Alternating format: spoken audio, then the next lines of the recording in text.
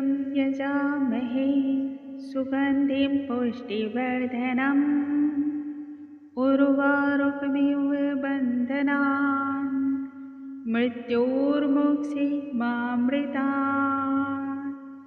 नमस्कार दोस्तों, आज के इस वीडियो में हम सुनेंगे चंद्र ग्रहण की कथा।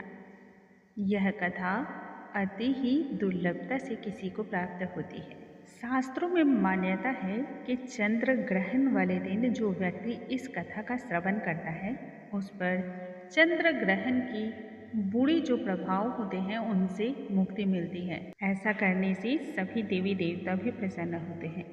जिस व्यक्ति की कुंडली पे राहु और केतु मेहरबान हो जाते हैं, कहते हैं उन सभी व्यक्तियों को धन धान्य की कभी कोई कमी नहीं होती है।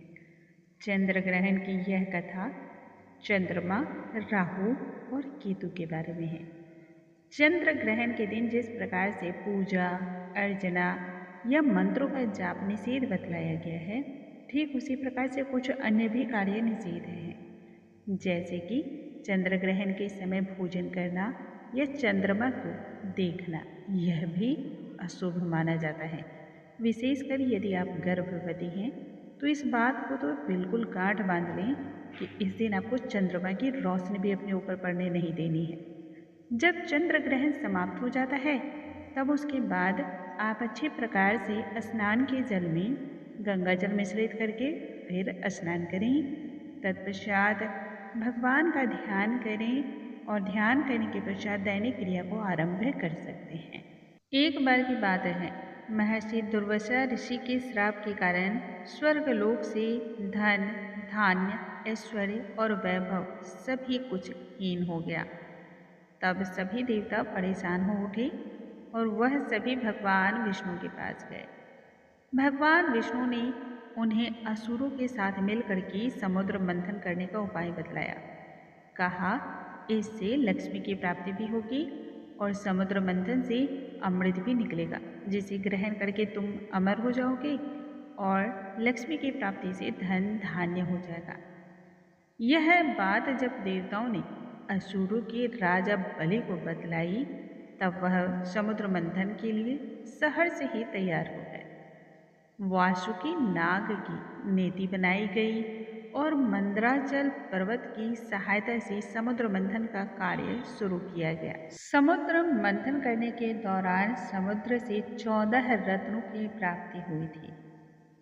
समुद्र मंथन के दौरान इन रत्नों को पाने के लिए देव और असुरों के बीच विवाद छिड़ गए। विशेषकर सबसे बड़ा विवाद तो तब छिड़ गया जब अमृत कलश मिला। अमृत कलश को प्राप्त करने के लिए देवताओं और दानवों में भयंकर युद्ध हुआ। ऐसे में इस विवाद को हल करने के लिए भगवान श्री हरि ने मोहिनी का अवतार लिया। यही दिन है जिस दिन मोहिनी एकादशी के व्रत को भी हम सभी करते हैं। भगवान श्री हरि मोहिनी का वेश धारण करके अमृत कलश को देवों और असुरों के बीच समान रूप से बांटने पर विचार करने लगे। भगवान विष्णु ने जब अमृत कलश का समान रूप से बंटवारा किया तो देवताओं और असुरों दोनों को ही अलग अलग पंक्तियों में खड़ा किया।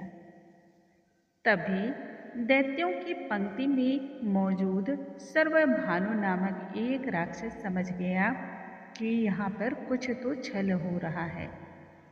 भगवान विष्णु उनके साथ छल करने वाले हैं, यह सोचते ही वह स्थिति को भांप गया। तुरंत ही राक्षसों के बीच की कतार से निकलकर वह दानव देवताओं की कतार में आ लगा। अभी अमृत बंटने का कार्य शुरू ही हुआ था कि भगवान सूर्यदेव ने और चंद्रदेव ने उसे पहचान लिया। तुरंत ही इसकी सूचना भगवान विष्णु को दी। तब भगवान विष्णु ने क्रोध में अपने सुदर्शन चक्र को निकाला और उस चक्र से दैत्य सर्वभानु के गले को काट दिया। जब तक सुदर्शन चक्र स्वरभानु का गला काट पाता उससे ठीक पहले ही अमृत गले से नीचे उतर गया था।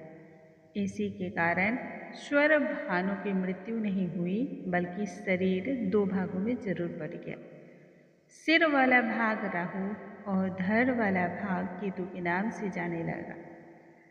तभी से राहु और केतु सूर्य और चंद्रमा को अपना शत्रु मानते हैं। समय समय पर सूर्य ग्रहण और चंद्र ग्रहण तब लगते हैं। वह अपने ही उन कुप्रभावों को दिखाने के लिए पूर्णिमा या अन्य दिनों में भी वह चंद्रमा को ग्रसित करते हैं। उसी प्रकार से सूर्य को भी वह ग्रसित करते हैं ताकि कुप्रभाव इसका समाप्त ना हो। दोस्तों, आज की कथा आपको कैसी लगी कमेंट बॉक्स में ज़रूर बताएं। यदि आज का वीडियो आपको पसंद आया हो तो लाइक करना बिल्कुल ना भूलें। फैमिली और फ्रेंड्स में ज़रूर शेयर करें।